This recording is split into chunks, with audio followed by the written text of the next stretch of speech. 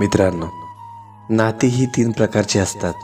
एक रक्ताची, दुसरी मानलेली आणि तिसरी नात्यांपलीकडची. वेळप्रसंगी जिथे रक्ताची नाती आणि मानलेली नाती कामाला येत नाहीत, तिथे नात्यांपलीकडची नाती कामाला येतात. ज्यांच्याशी तोंड ओळखीशिवाय पुरेशी ओळखही नसते. म्हणून माणसाने आयुष्यात रक्ताच्या व मानलेल्या नात्यासोबत नात्यांपलीकडची नातीही जपली पाहिजेत. सुखात आठवण नाही आली तरी चालेल, मात्र दुःखात जो सर्वात प्रथम आठवतो तोच खरा जवळचा माणूस. ज्याच्यासमोर बसून मोठमोठ्याने हसण्यापेक्षा ज्यांच्या खांद्यावर डोकं ठेवून रडता येईल तोच खरा आपल्या जवळचा माणूस.